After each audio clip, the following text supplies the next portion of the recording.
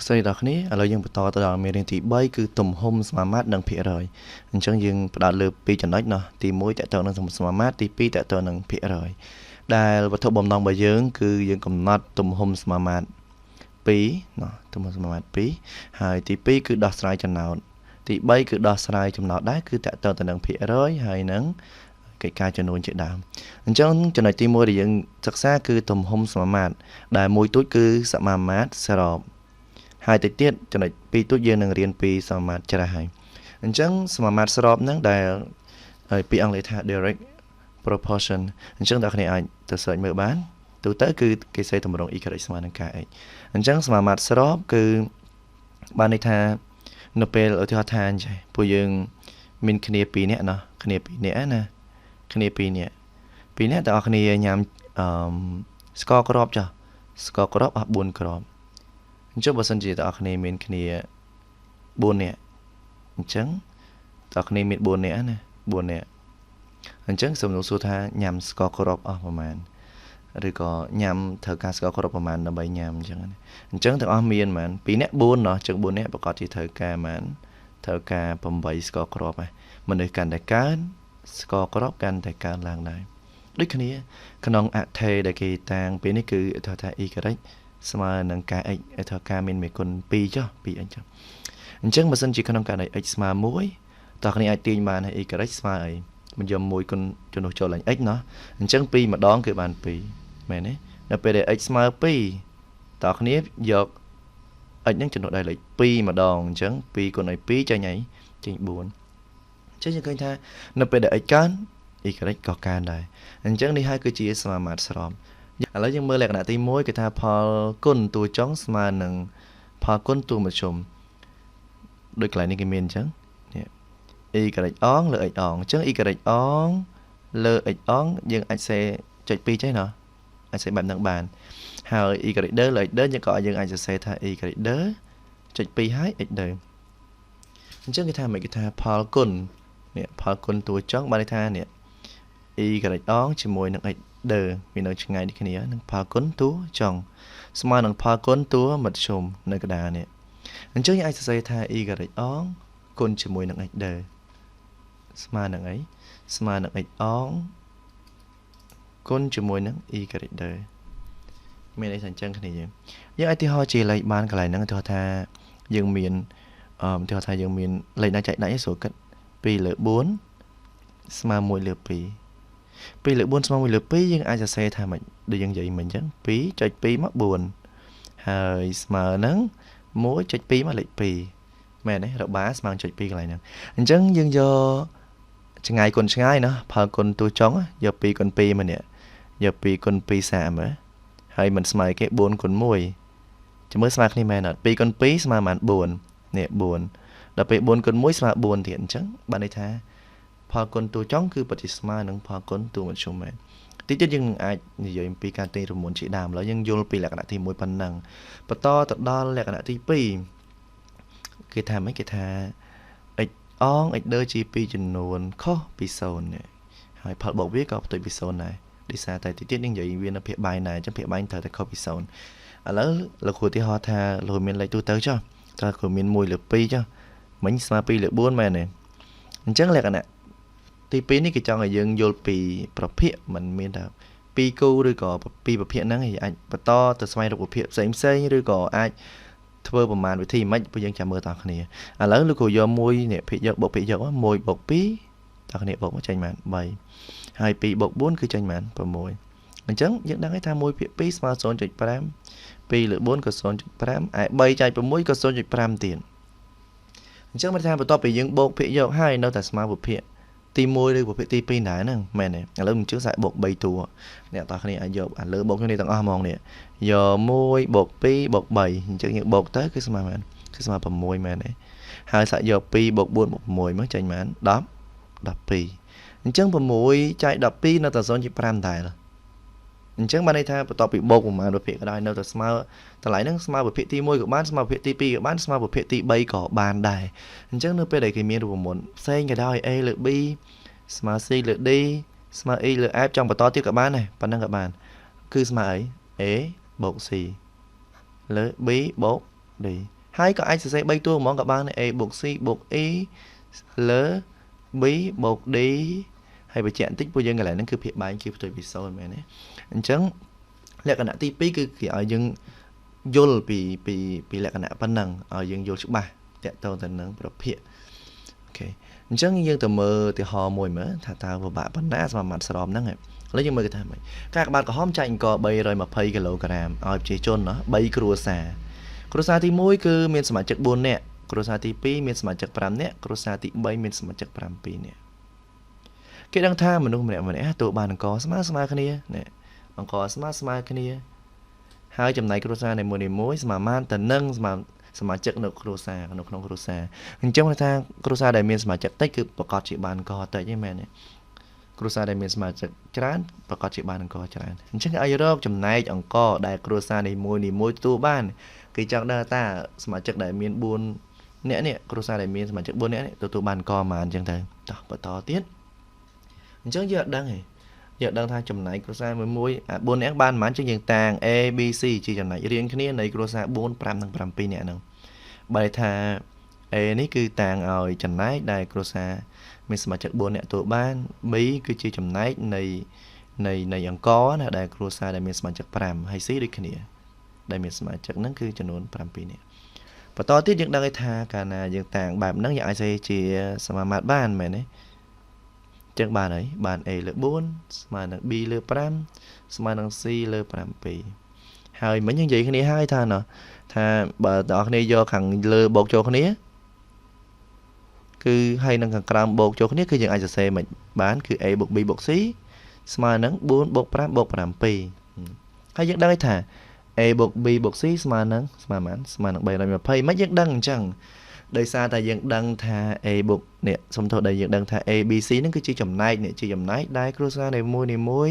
ទទួលបានអញ្ចឹងបើថា A បូក B បូក C ជាចំណែកសរុបអញ្ចឹងมันស្មើ320អញ្ចឹងយើងក៏ចំនួនមកនេះ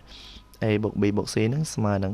ចំនួន320ហើយភាគបែងគឺយើងបូកចូលគ្នាស្មើនឹង16ហើយ320ចែក16ចែក10ស្មើ20ទោះបីជាមិនស្មើក៏យើងអាចទាញរកបានដែរឥឡូវយើងមើលលក្ខណៈនីមួយយើងនិយាយគ្នាឲ្យមិញថាបើសិនជា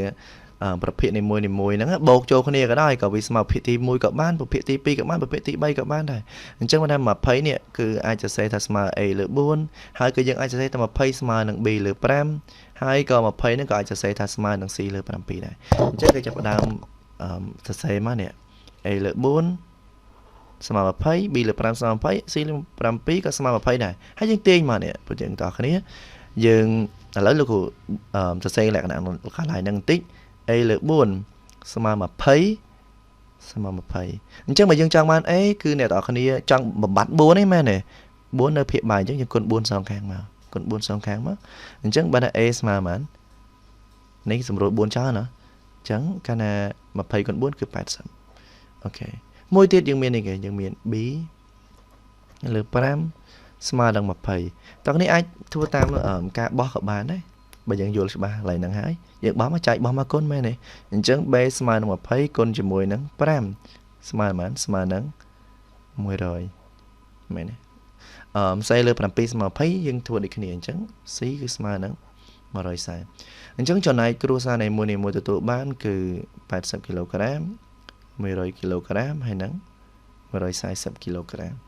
អូខេអញ្ចឹងសមាមាត្រស្របគឺប៉ុណ្ណឹងហើយនេះគឺជាប្រតិបត្តិដែលអ្នកនរត្រូវធ្វើគឺលំនាំដូចគ្នាសាករៀនធ្វើសិនទៅមានចង្អុលអីចាំយើងភាសាគ្នាបន្តទៀតអូខេប៉ុណ្ណឹងណាបន្តឥឡូវយើងបន្តទៅដល់ទំហំសមាមាត្រច្រាស់ម្ដង inverse proportion អញ្ចឹងសមាមាត្រច្រាស់គឺ y ស្មើនឹងទម្រង់ a លើ x ខុសមុនណាបើយើងមុនគឺ y ស្មើនឹង ax បានន័យថាបើ x កើន y កើនមែនទេតែនេះអត់ទេ x កើន y ប្រកាសជាថយចុះឥឡូវយើងសង្កេតបើសិនជា x ស្មើនឹង1ណោះ y ស្មើបានយកឧបមាថា y ស្មើនឹង2លើ x ទៀតចុះអញ្ចឹង2លើ1គឺស្មើនឹង2មែនទេបើសិនជា x ស្មើ2តោះនេះទាញឬក៏ចែកឲ្យហើយមក2ចែក2គឺស្មើ1អញ្ចឹងយើងឃើញថាបើសិនជា x ស្មើ3បន្តទៀត1មើលតោះ3គឺស្មើ2ចែក3ណោះអូខេអញ្ចឹងតើគ្នាអាចយកទៅចែកបានគឺស្មើប៉ុន្មាន 0.6 រហូតមែនទេ 0. បានតែ6ខូបអញ្ចឹងកន្លែងហ្នឹងបានន័យថា x កើន ឡើងយើងសង្កេតឃើញថា y មិនដែរ y គឺថយចុះហ្នឹងហៅថាសមាមាត្រច្រាស់គឺមានន័យអញ្ចឹងឥឡូវយើងមើលលំហាត់មួយតោះគេថាកម្មករ35នាក់ធ្វើផ្ទះមួយហើយ16ថ្ងៃនេះ35ធ្វើផ្ទះហើយ16សំណួរសួរថាបើសិនជា28នាក់ធ្វើផ្ទះហើយប្រហែលថ្ងៃឥឡូវយើងមើល35កម្មករ35នាក់ផ្ទះនេះផ្ទះមួយណាអូខេផ្ទះមួយអូខេផ្ទះហ្នឹងគឺពឹងកម្មករ35នាក់បើចំណាយពេល16ថ្ងៃគឺរីករាល់ហើយចុះបើផ្ទះនឹងដដែលណាពួកយើងផ្ទះនឹងដដែលមិនថាឧបមាថាវាផ្ទះប៉ុនគ្នាចុះផ្ទះដដែលហើយមនុស្សថយជាងមុនសល់តែ28នាក់តើធ្វើការរយៈពេលប៉ុន្មានថ្ងៃហើយអញ្ចឹងយើងឃើញថាមនុស្ស35នាក់ច្រើនគឺធ្វើការតែ16ថ្ងៃគឺទៅហើយបញ្ចប់បានហើយចុះមនុស្ស28នាក់គឺធ្លាក់ចុះហើយមនុស្សកាលណាមនុស្សថយបានន័យថាការងារធ្វើលឿនជាងមុនឬក៏យឺតជាងមុនអញ្ចឹងប្រកាសជាយឺតជាងមុនហើយកាលណាយឺតជាងមុនត្រូវការចំណាយពេលច្រើនតិចទើបបញ្ចប់វាហើយអញ្ចឹងបានន័យថាមនុស្សច្រើនចំណាយពេលអីតិចជាងមនុស្សតិចត្រូវចំណាយពេលច្រើនជាងអញ្ចឹងយើងមើលអាហ្នឹងថាលក្ខណៈនៃសមាមាត្រច្រាស់យើងត្រូវអានប្រធានឲ្យយល់ថាប្រធានហ្នឹងច្រាស់ឬស្របសិនអញ្ចឹងទេយើងធ្វើលំហាត់ប្រកាសជាប្របាក់ហើយអញ្ចឹងយើងអាចគូជាប្រអប់តារាងចេះក៏បានឬក៏យើងអាចសរសេរជា clear ប្រយោគក៏បានដែរយើងអាចសរសេរថាកម្មករ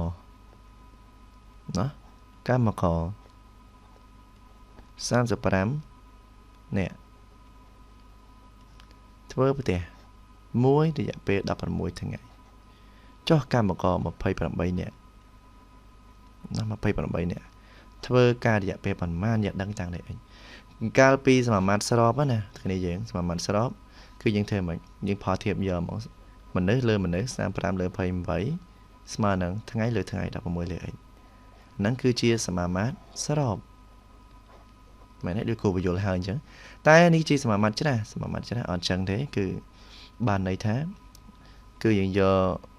35នេះគឺអីគឺបានន័យថា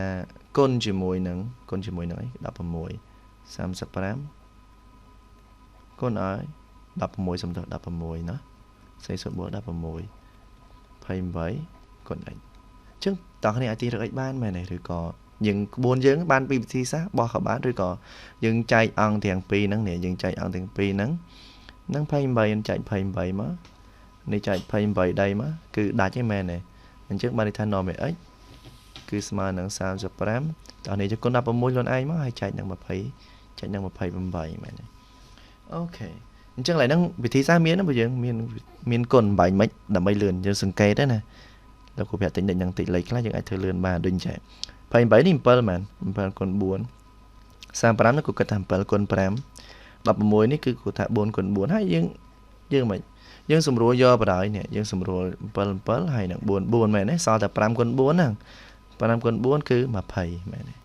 20អូខេបើយើងយកកន្លែងហ្នឹងច្បាស់អត់អូខេអញ្ចឹង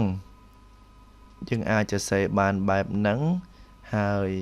សមាមាត្រច្រាស់សមាមាត្រស្របតើគ្នាសង្កេតមើលឲ្យច្បាស់ណានេះគឺច្រាស់មែនទេ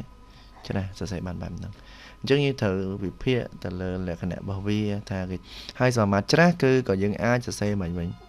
បើចង់សេជាវិភាគចេះហ្មងក៏បានដែរគ្នាយើងច្រាស់សេ35លើ28ដែរតែអានេះទៅជា x ទៅលើប៉ុន្មានវិញ x ទៅលើ16វិញគឺបានន័យថាដូចតែគ្នាចង់សេចេះក៏បានបើចង់សេវិភាគទី2ត្រូវច្រាស់ហ្នឹងសមាមាត្រច្រាស់ហើយឬក៏សេជាផលគុណចេះក៏បានដែរសមាមាត្រច្រាស់ដូចគ្នានេះវាតែមួយត្រូវដូចគ្នាអូខេអញ្ចឹងយើងយល់ហើយតើគ្នាយល់ពីវិធាននឹងច្បាស់ប៉ុណ្ណឹងនេះជាប្រតិបត្តិដែលតើគ្នាត្រូវធ្វើមួយទៀតអញ្ចឹងលំហាត់យើងមាន2ហើយណោះ2បញ្ចប់ប៉ុណ្ណឹងយើងគឺចប់សមាមាត្រច្រាស់សមាមាត្រស្របហើយឥឡូវលោកគ្រូចង់សួរគ្នាយើង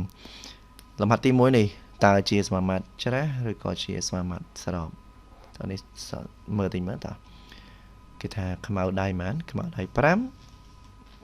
នេះខ្មៅដៃ5មែនទេ5មានតម្លៃ $1.5 ចុះខ្មៅដៃ12ដើម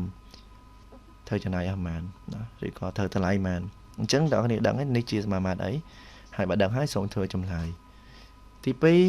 តើគ្នាមើលប្រធានគឺប៉ុណ្ណេះណាធ្វើប៉ុណ្ណេះហើយត្រូវប្រាប់លោកគ្រូដែរថាស្របឬក៏ច្រាស់ស្របឬក៏ច្រាស់ដូចគ្នា ធ្វើប្រាក់គ្រូអញ្ចឹងឲ្យធ្វើចម្លើយរួចតើអ្នកធ្វើចម្លើយគ្រូមកហើយទី3ក៏ធ្វើប្រាក់គ្រូដែរកម្មករអញ្ចឹងទៅដល់ប៉ុណ្ណេះតើច្រកស្របឬក៏ច្រាស់ទី4ធ្វើប្រាក់គ្រូដែរធ្វើចម្លើយរហូតដល់ទី5មាន5លំហាត់នឹងគ្នាយើងអញ្ចឹងតើគ្នានេះជាកិច្ចការដែលយើងត្រូវធ្វើលំហាត់ទី1ដល់លំហាត់ទី5លំហាត់នេះចម្លើយខ្លីៗទេយើងគ្រាន់តែសមាមាត្រចេញសមាមាត្រចេញទេតើគ្នាអាចដាក់លំហាត់បានហើយបាច់កាត់ប្រធានទេឬក៏កត់ប្រធានមកដោយសង្ខេបក៏បានដែរអត់អីទេ